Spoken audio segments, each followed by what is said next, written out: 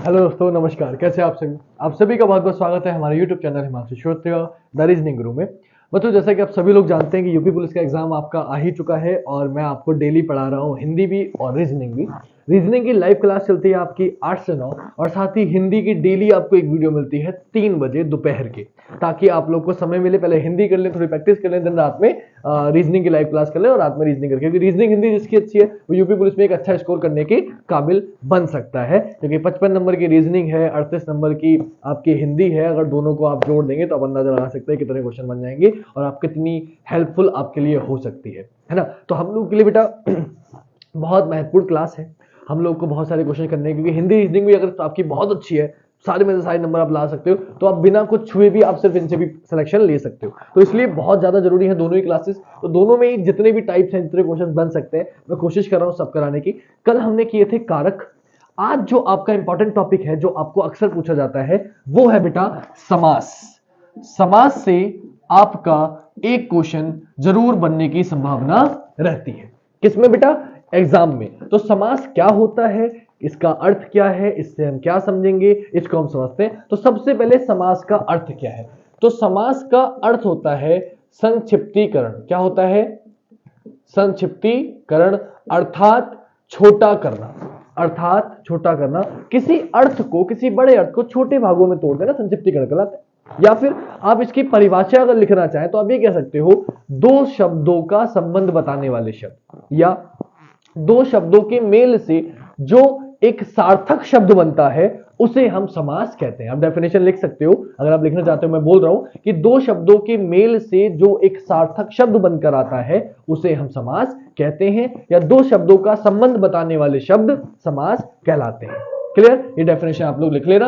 आपसे ये question definition से भी बन सकता है क्वेश्चन। तो इसका मतलब क्या? संक्षिप्तीकरण, संक्षिप्तीकरण। और साथ ही साथ मैंने आपको क्या बताया डेफिनेशन की, दो शब्दों के मेल से जो सार्थक शब्द बनेगा, उसे हम क्या बोलेंगे बेटा? समास बोलेंगे। इतनी बात क्लियर हो गई। अगर इसमें आपको कोई दिक्कत नहीं है तो आते हैं अगली बात पर, कि समास का हमने अर्थ सीख लिया, समास का हमने डेफिनेशन सीख ली। अब आपसे पूछा जाता है कि समास के भेद कितने हैं। तो एक बात और दिक्कत है कि संस्कृत और हिंदी का थोड़ा इश्यू रहता है कि संस्कृत में इसके 6 भेद माने गए हैं, हिंदी में 4 दिए गए हैं। तो वो जो इश्यू है वो भी बता के चलूंगा, लेकिन आपसे पूछा है समास के कितने भेद होते हैं, तो ज्यादातर आंसर 6 ही लगा के आइएगा। कौन कौन से वो भी हम पढ़ेंगे अभी, तो समझते हैं, दिखेगा। तो बात अगर प्रकार की करें बेटा, तो सबसे पहले अगर आपसे पूछा है समास के भेद कितने होते हैं, तो याद रखिएगा समास के 6 भेद होते हैं। समास के 6 भेद होते हैं, प्रकार होते हैं, भेद होते हैं, आप कुछ भी कह सकते हो। समास के 6 भेद होते हैं, ठीक है। जो कौन कौन से?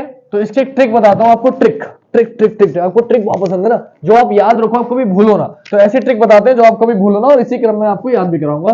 तो इसकी ट्रिक है द्वंद्वी अवतक। क्या है ट्रिक? द्वंद्वी अब तक, द्वंद्वी अब तक, द्वंद्वी अब तक आपके ट्रिक है। क्या है ट्रिक? द्वंद्वी अब तक, द्वंद्वी अब तक। अब इसका मतलब क्या है, तो यहीं से समझा देता हूं। आपके समास के 6 भेद कौन से? सबसे पहले द्वंद्व समास, दूसरा हो गया द्विगु समास, द्विगु समास, तीसरा हो गया अव्ययी भाव समास। कौन सा? अव्ययी भाव समास, अव्यय भाव समास। ये कौन सा था? द्विगु समास। ये कौन सा था? द्वंद्व समास, द्वंद्व समास। ये हो गया द्विगु समास, ये हो गया अव्यय भाव समास। फिर है बा से हो जाएगा, बा से आ जाएगा बहुव्रीहि समास। क्या आ जाएगा? बहुव्रीहि समास, बहुव्रीहि समास। ठीक है बेटा, अगली बात करते हैं। अब है ता से क्या हो जाएगा? ता से हो जाएगा तत्पुरुष समास। कौन सा समास? तत्पुरुष समास, तत्पुरुष समास। अब बचा का, तो का से बेटा हो जाएगा, का से हो जाएगा कर्मधारय समास। कौन सा?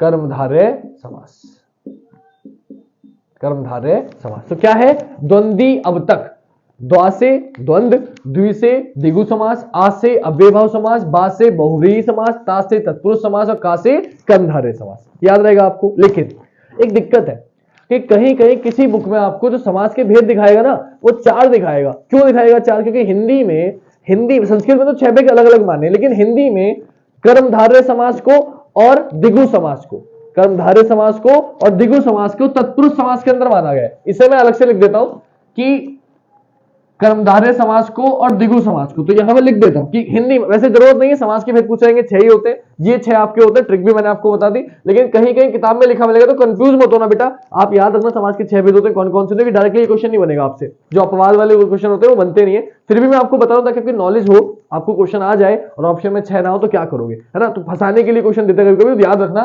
तो कभी कभी क्या करता है, हिंदी में संस्कृत में 6 ही भेद होते हैं, हिंदी में तत्पुरुष के अंदर 2 कर देता है, किसी बुक्स में आपको लिखा मिलेगा बहुत अच्छे से, कर्मधारय समास और द्विगु समास। ये जो दोनों समास है ना, ये आपको तत्पुरुष के अंदर ही मिल जाते हैं, तत्पुरुष के अंदर ही मिल जाते हैं। तो ये बात आपको ध्यान रखना पड़ेगा, क्योंकि इन तीनों में ही उत्तर पद प्रधान होता है। कौन सा पद प्रधान होता है? उत्तर पद प्रधान होता है। उत्तर पद क्या होता है, पूर्व पद क्या होता है, सब बताऊंगा, टेंशन लेने की जरूरत नहीं है, ठीक है बेटा। तो ये हो गया पहले आपके द्वंद्वी, अब तक 6 समास होते हैं, द्वंद्व समास, द्विगु समास, अव्ययभाव समास, बहुव्रीहि समास, तत्पुरुष समास और कासे कर्मधारय समास, ये आपको याद हो गए। अब कौन सा समास क्या होता है एक एक करके समझेंगे, किस समास को कैसे याद करना है, कैसे पहचानेंगे कि किस शब्द में कौन सा समास है, सब कुछ समझेंगे बिल्कुल आराम से, बिल्कुल ध्यान से, ताकि हमसे कोई गलती ना हो, ठीक है बेटा। अब आते हैं, शुरुआत करते हैं पहले से ही कि सबसे पहले द्वंद्वी, अब तक में क्या आ रहा है, द्वंद्व समास। तो यहां मैंने लिख लिया, कम समय में ज्यादा चीजें हम करेंगे, द्वंद्व समास। अब द्वंद्व समास की क्या पहचान है, कैसे हम लोग याद करेंगे, मैं आपको सब बताने वाला हूं, वो भी बिल्कुल ट्रिक से, ताकि आप जिंदगी में कभी भूलो ही ना। तो द्वंद्व समास की बात करें तो सबसे पहले ना एक क्वेश्चन बहुत बनता है कि भाई आप मुझे ये बता दो कि उत्तर पद क्या होता है, पूर्व पद क्या होता है। तो किसी भी शब्द में बेटा 2 तरीके के प्रकार होते हैं, एक पूर्व पद और एक उत्तर पद, दोनों पद होते हैं, एक पूर्व पद एक उत्तर पद। पूर्व पद का मतलब पहला शब्द, उत्तर पद का मतलब बाद वाला शब्द, ठीक है बेटा। यानी कि जिसका अर्थ, एक कहते हैं 2 पद होते हैं, एक होता है आपका प्रधान खंड और एक होता है गौड़ खंड, 2 तरीके के खंड होते हैं। मतलब एक जिसमें बात हो, जैसे मैंने बोला, सपोज करिए आ जन्मा, है ना, मैंने आपसे बोला मान लीजिए धनहीन, तो धनहीन यानी कि धन से हीन, तो जो बात है वो किसकी चल रही है, धन की। तो जो मुख्य पद क्या हुआ, धन हुआ। मैंने बोला चरण कमल, तो बात किसकी चल रही है, चरणों की। तो जो जिसकी बात में दम है वो शब्द कौन सा, वो जो इंपॉर्टेंट है वो चरण है, क्योंकि कमल के समान है, वो तो अलग हुआ, चरण के समान कमल। बात समझ रहे हैं मेरी बात। तो जो वैलिड होता है, जिसपे दूसरा वाला निर्भर कर रहा है, वो आपका क्या होता है, उत्तर पद होता है। बाकी आपके पूर्व पद होते हैं, प्रधान पद होता है। तो कौन सा पूर्व पद है, कौन सा उत्तर पद है, ये आपको समझना है, आपको समझाता हुआ चलूंगा। तो अगर बेटा हम बात करेंगे द्वंद्व समास की, तो द्वंद्व समास क्या होता है, कैसे होता है, ये हमें समझना है। इसकी पहचान तो ऐसी है कि ये तो आप 1 सेकंड में बता दोगे, मतलब आपको कुछ करना ही नहीं है कि आप देखोगे और बता दोगे। तो सबसे पहले आपको याद रखना है, आपसे प्रधान शब्द पे क्वेश्चन बन सकता है, तो द्वंद्व समास में याद रखना दोनों ही शब्द प्रधान होते हैं। ये चीज पहले आपको याद रखनी है, दोनों शब्द प्रधान होते हैं, ठीक है, दोनों शब्द प्रधान होते हैं, ठीक है, ये आपकी पहले याद रखना है, द्वंद्व समास में दोनों शब्द प्रधान होते हैं, ठीक है। अब जिनका विग्रह करने पर, इसकी जो आपकी डेफिनेशन होगी वो क्या होगी, जिनका विग्रह करने पर और की आए या की आपकी पहचान हो या आए, तो आपके वो समास क्या कहलाते हैं, द्वंद्व समास कहलाते हैं। इनकी पहचान, पहली पहचान है अधिकतर योजक चिन्हों से जुड़े हुए होते हैं। किससे जुड़े होते हैं, योजक चिन्ह से जुड़े हुए होते हैं।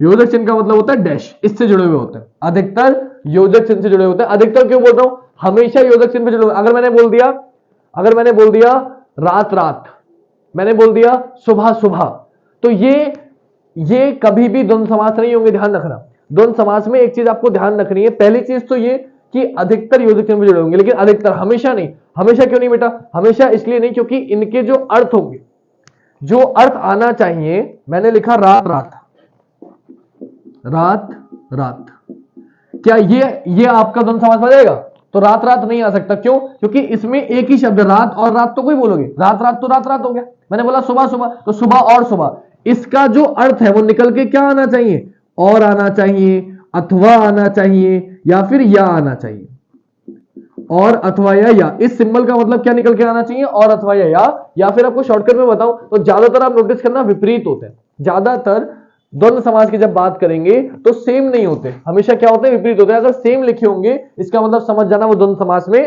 नहीं आएंगे, वो द्वंद्व समास में नहीं आएंगे। वो कहां आएंगे, वो अगला समास है, आपको बताऊंगा कि वो कहां आएंगे, लेकिन द्वंद्व समास में नहीं आएंगे। तो आप ध्यान रखना, इसमें दोनों पद प्रधान होते हैं, तो दोनों में ही दम होना चाहिए। ऐसा नहीं कि एक ही शब्द, दो शब्द होंगे और दोनों ही प्रधान होंगे। जैसे मैंने बोल दिया सुबह शाम,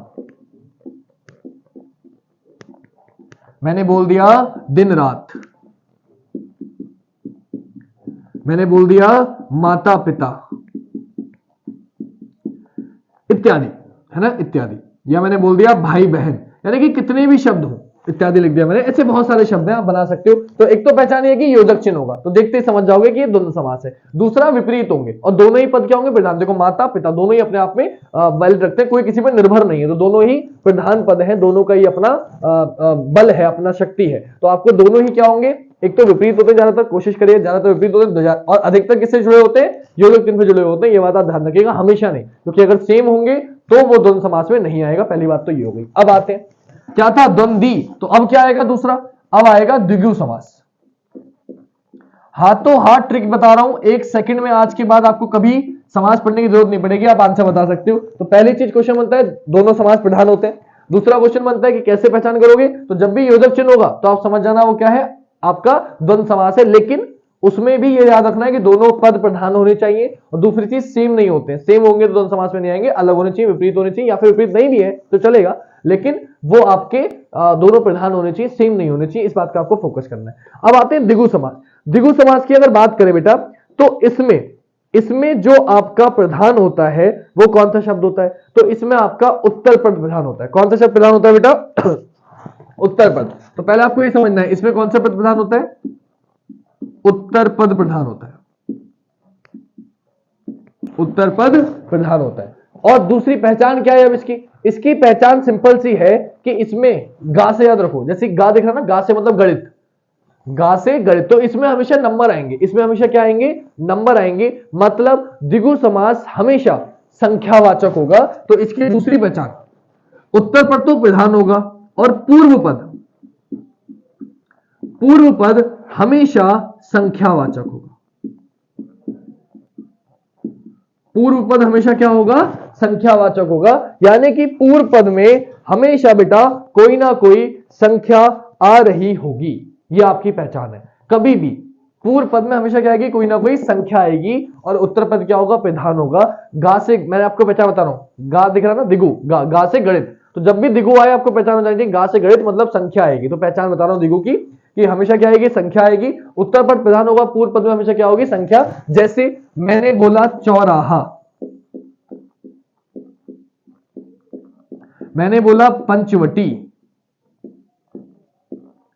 मैंने बोला पंचवटी, ठीक है। ऐसे बहुत सारे ऑप्शंस मैं आपको दे सकता हूं, तो आपको ये समझना पड़ेगा कि इसका मतलब क्या हुआ। तो इसका मतलब बेटा ये हुआ कि जिसमें भी पहला क्या है, चौराहा मतलब चार राहों वाला, पंचवटी मतलब पांच वटी, मैंने बोला नवरत्न, ऑप्शन बहुत सारे दे सकता हूं मैं आपको एग्जांपल। नवरत्न मतलब नौ रत्न, तो पहली वाली क्या है, हमेशा पूर्व पद मतलब पहला वाला, तो पूर्व पद क्या होता है, संख्यावाचक होता है।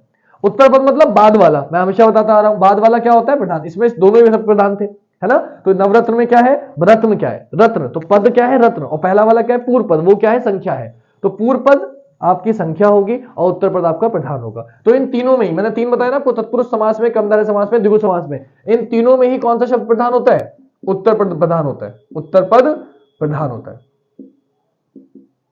उत्तर पद प्रधान होता है। यहां अलग भी लिख दिया, बाकी जब बताऊंगा तो ये बता दूंगा, इत्यादि। और बहुत सारे एग्जाम्पल बन जाते हैं। तो पहचान क्या हो गई, द्विगु समास की, द्वंद्व समास की पहचान, बीच में योजक चिन्ह आएगा, दोनों शब्द प्रधान होंगे। दूसरे द्विगु समास की पहचान, पहली संख्या, जो पूर्व पद होगा वो क्या होगी, एक संख्या होगी, बाद वाला पद प्रधान होगा। ये दो हो गए, और दो में आपको, मुझे नहीं लगता कि कोई दिक्कत आज के बाद पढ़ने वाली है, आप कोई भी आंसर तुरंत बता दोगे, ठीक है। तो प्रधानता किसकी, संख्या की प्रधानता है यहाँ पे, ठीक है, कोई दिक्कत नहीं है इस बात में। अगली बात करते हैं बेटा सॉरी, अगर हम बात करें बेटा कि अगर इतनी बात आपके समझ में आ गई है तो दिक्कत कब पड़ेगी फिर आपको। तो अगर हम बात करें दूसरे के बाद तीसरे की, तो द्विगु के बाद क्या आएगा, आ से होता है अव्ययी भाव समास।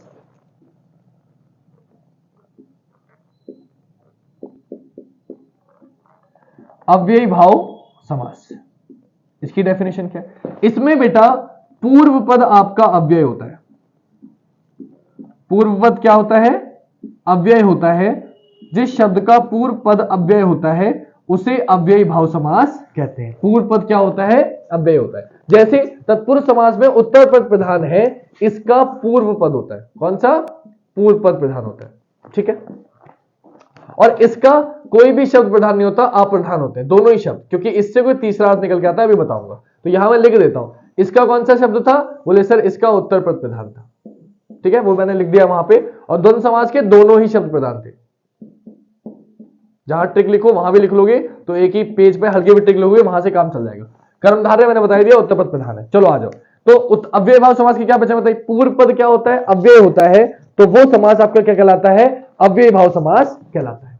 अव्यय भाव समास कहलाता है। अब बात करें बेटा अव्यय भाव समास को पहचानोगे कैसे? तो एक तो मैंने बता दिया पूर्व पद अव्यय होता है, प्रधान होता है। तो इसकी सिंपल सी पहचान है। इसकी सिंपल सी पहचान, इतनी आसान पहचान बता रहा हूं कि आप देखते आज के बाद पहचान जाओगे, आपको किसी ट्रिक की जरूरत नहीं पड़ेगी। क्या कि अव्यय भाव समास का अर्थ यह है कि यह हमेशा उपसर्ग से स्टार्ट होगा।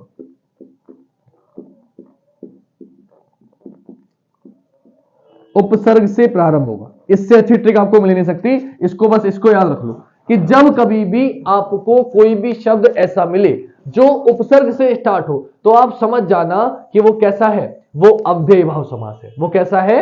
अव्यय भाव समास है।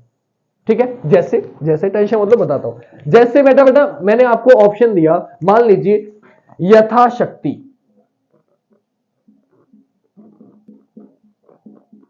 यथाशक्ति, तो यथा क्या हो गया? आपका योग। मैंने बोला आजन्मा। आजन्मा, आ क्या हो गया? उपसर्ग हो गया। मैंने बोला आपका मान लीजिए भरपेट।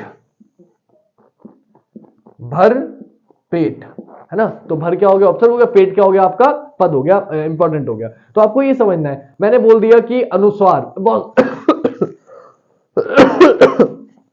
सॉरी बेटा, ऐसे बहुत सारे एग्जांपल बन सकते हैं और भी, जिसको मैं बता सकता हूं। प्रतिदिन, मैंने और क्या बोल दिया? प्रतिदिन, वो भी क्या होगा? अव्यय भाव समास होगा। और मैंने बोल दिया मान लीजिए अनुसरण, मैंने बोल दिया यथाक्रम। तो ऐसे बहुत सारे एग्जांपल है जो आप बता सकते हो। मैं इत्यादि लिख देता हूं, लेकिन इत्यादि से पहले एक चीज और बता देता हूं। हाँ, प्रतिदिन का मतलब क्या होता है? दिन दिन। तो कभी भी इस तरीके से लिखाओ, दिन दिन, सुबह सुबह। तो मैंने आपको बताया था अभी ऊपर, द्वंद्व समास में योजक चिन्ह होता है, तो योजक चिन्ह इसमें भी है।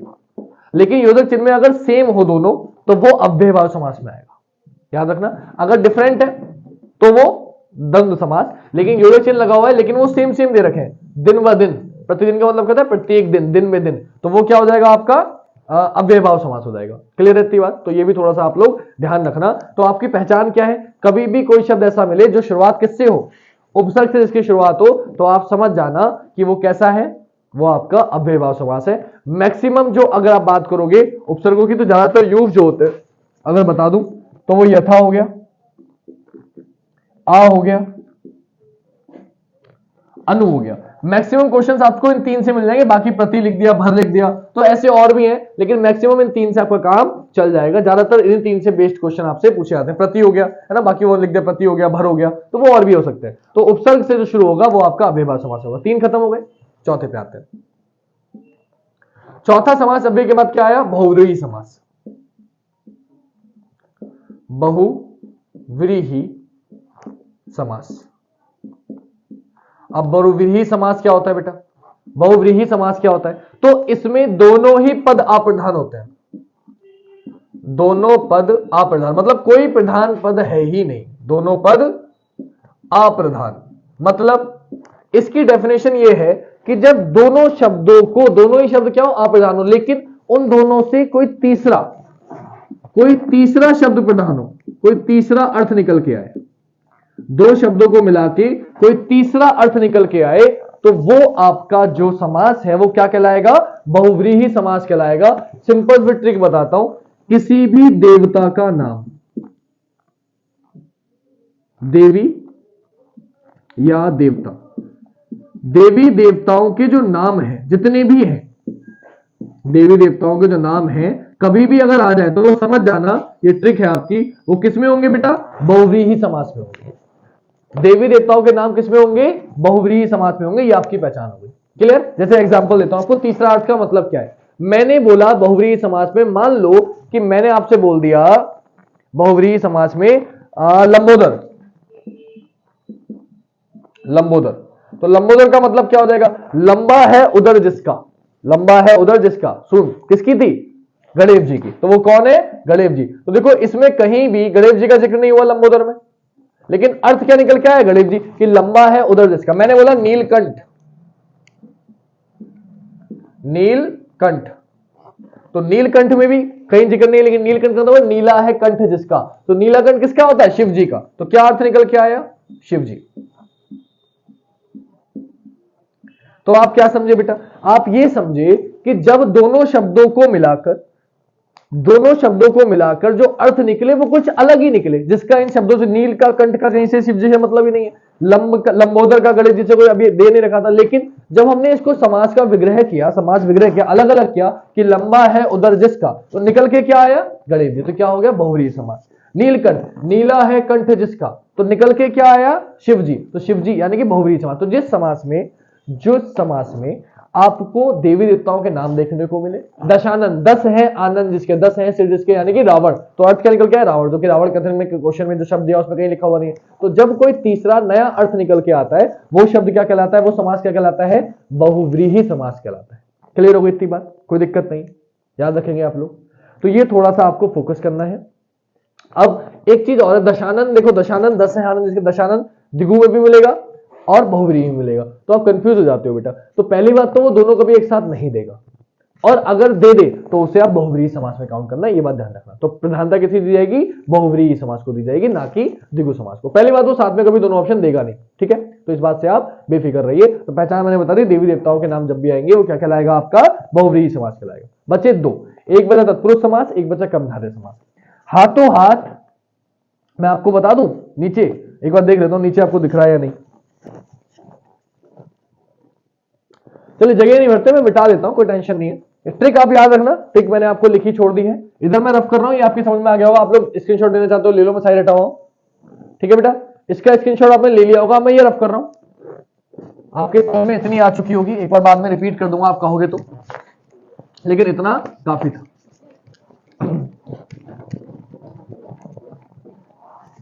तो बेटा अब जो हम करेंगे वो दो बचे, एक बचा कर्मधारय समास और एक बचा आपका तत्पुरुष समास।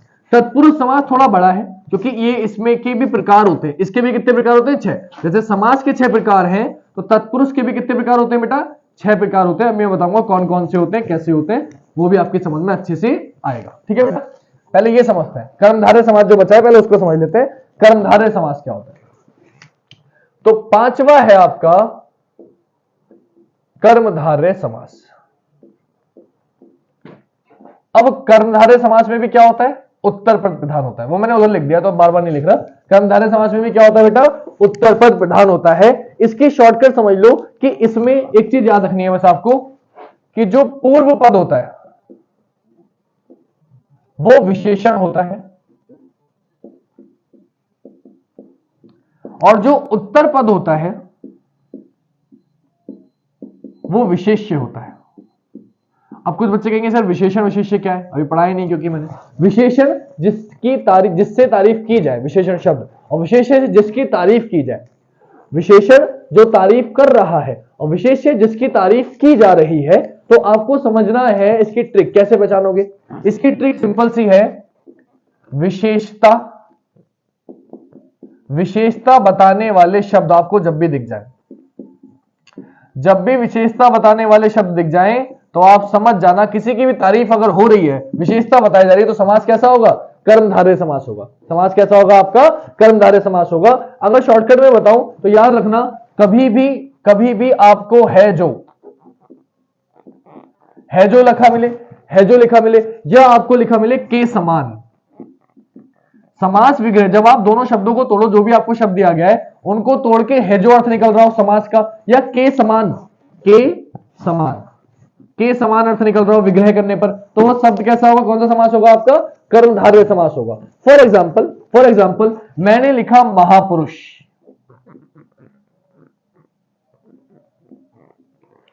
महापुरुष। तो इसका अर्थ क्या निकलेगा? इसका अर्थ निकलेगा महान है जो पुरुष। इसका अर्थ क्या निकलेगा? महान है जो पुरुष। तो क्या अर्थ निकला? है जो, तो महापुरुष, महान है जो पुरुष। तो ये कैसा समास हो गया? कर्मधारय समास हो गया। मैंने बोला चंद्रमुखी आमी जे तुम्हार, सुनाएगा ना? चंद्रमुखी, चंद्रमुखी का अर्थ क्या निकलेगा? चंद्र के समान मुख वाली, जिसका मुख कैसा है? चंद्र के समान है। तो देखो पहला शब्द क्या है? विशेषण, ये विशेषण है। दूसरा उत्तर पद क्या है? विशेष है, जिसकी तारीफ पुरुष, पुरुष क्या हो गया? विशेष है। विशेषण क्या है? महान। तो महा इस शब्द की विशेषता बता रहा है, तो जो विशेषता बताता है वो विशेषण, जिसकी विशेषता बताई जाती है वो विशेष्य। तो पुरुष की विशेषता बताई जा रही है, पुरुष क्या हो गया? विशेष्य। और महान विशेषता बता रहा है, महान क्या हो गया? विशेषण। तो पहला वाला शब्द पूर्व पद आपका क्या होता है? विशेषण होता है। उत्तर पद आपका क्या होता है? विशेष्य होता है। याद रखें, चंद्रमुखी, चंद्र के समान मुख वाली, तो चंद्र के समान है ना। चरण कमल बंदो हरिराई, सुना है आपने? अभी अलंकार छंद पढ़ेंगे तो आएगा। चरण कमल अर्थ क्या हो गया? चरण के समान कमल, जिसके कमल जो है वो चरण के समान है। जैसे आपने सुना होगा कि एक गाना था, हिरनी जैसी चाल है जिसकी चांदी जैसा तन, वो है वो है वो है वो है मेरी बीवी नंबर 1। तो हिरनी जैसी चाल है जिसकी, मतलब मैं क्या कर रहा हूं? मैं उसकी चाल को किफिर तुलना कर रहा हूं। हिरनी जैसी चाल है जिसकी, मतलब तारीफ कर रहा हूं। तो वो कैसा हो जाएगा? यानी कि हिरण के समान चाल, हिरनी के समान चाल। तो हिरनी के समान चाल मतलब विशेषता बता रहा है शब्द, तो क्या कहलाएगा? कर्मधारय समास। ऐसे याद रखना, ठीक है। तो जिसमें विशेषता बताई जाए वो शब्द कैसे होते हैं? कर्मधारय समास। एक बस सिंपल सी बचाना है आपका, जिसमें विशेषता बताई जाए वो शब्द कैसे होते हैं? वो समास कौन सा होता है? कर्मधारय समास होता है। याद रहेगा इतनी बात? चलो, ये हो गया आपका कर्मधारय समास भी खत्म। अब बचा आखिरी समास, और उसके बाद हम लोग अपनी वीडियो खत्म करेंगे और आपकी समझ में अच्छे से आ गया होगा समास। मेरे ख्याल से आज के बाद आपको कोई समास पढ़ने की जरूरत नहीं पड़ेगी। आप क्वेश्चन उठाओ, करना शुरू करो, आप सारे क्वेश्चन कर पाओगे। बाकी एक क्लास में प्रैक्टिस सेट लूंगा जिसमें मैं आपको जो प्रीवियस ईयर के क्वेश्चन है समास के और कारक के, क्योंकि कारक मैंने कल पढ़ाया था आपको, समास मैंने आज पढ़ाया है, और जो जो क्वेश्चन अभी पढ़ाए हैं, जो भी शब्द पढ़ाए थे मैंने, विकारी शब्द, अविकारी शब्द क्या होते हैं, देशज शब्द क्या होते हैं, विदेश शब्द क्या होते हैं, तो इनसे जो क्वेश्चन बनते हैं इन सबकी एक आपकी क्लास लूंगा जिसमें सारे प्रीवियस ईयर क्वेश्चन कराऊंगा आपको, ताकि आपकी समझ में अच्छे से आए। तो वो भी आपको दूंगा, आप टेंशन मत लेना, ठीक है बेटा? आ जाओ क्वेश्चन। तो अगला समास, आखिरी समास, छठा समास। तो मैंने कर्मधारय पहले क्यों बताया, अभी बताऊंगा, क्योंकि तत्पुरुष बड़ा है। पहले तत्पुरुष बताना चाहिए था मुझे ट्रिक के अकॉर्डिंग, लेकिन तत्पुरुष बाद में बता रहा हूं। क्यों बताता हूं? तत्पुरुष समास। तो तत्पुरुष समास में मैंने क्या बताया आपको? इसमें उत्तर पद प्रधान होता है। क्या होता है? उत्तर पद प्रधान होता है। और यह दिक्कत का विषय क्यों है? क्योंकि इसमें जो है बेटा, तत्पुरुष समास में इसमें एक दिक्कत है, इसमें उत्तर पद प्रधान होता है। और इसमें पहचान कैसे करोगे आप? तो इसकी सिंपल सी पहचान है कि इसमें सारे के सारे कारक आएंगे। सारे कारक आए। कारक कितने होते हैं? 8, मैंने कल पढ़ाए थे आपको। लेकिन इसमें 8 नहीं आएंगे, इसमें पहला और अंतिम छोड़ देंगे। पहला क्या होता है? कर्ता, तो कर्ता छोड़ दो। और आखिरी क्या होता है? संबोधन, तो संबोधन छोड़ दो। तो 2 हम माइनस कर देंगे, 8 माइनस 2 इजिकल टू कितना हो गया? 6। तो आपको याद रखना है इसमें कारकों का यूज होता है। कर्ता ने कर्म को करण से के द्वारा संप्रदान के लिए अपदान से अलग होना, याद कराया था? संबंध का की के रारी रे, अधिकरण में पेपर, संबोधन है अरे। तो मैंने आपको याद कराया, फिर मैंने बताया कि कर्ता और किसको? कर्ता को और संबोधन को छोड़ दो, बाकी जो 6 बचे वो तत्पुरुष के क्या है? समास है। इसका कौन सा पद प्रधान होता है? ये लिखा हुआ डायरेक्टली पूछेगा कौन सा प्रधान होता है? उत्तर पद प्रधान होता है। तो पहली चीज, तत्पुरुष समास में उत्तर पद प्रधान होता है। दूसरी चीज, इसमें सारे क्या होंगे? इसमें सारे कारक से जब विग्रह करोगे तो आपको कारक दिखाई देगा। कैसे दिखाई देगा कारक? मैं आपको सब बताता हूं ताकि आपको कोई दिक्कत ना हो। ध्यान से देखिएगा। तो अगर हम बात करें तत्पुरुष समास की, तो कर्ता तो मैंने छोड़ दिया, तो पहला आएगा कर्म तत्पुरुष समास।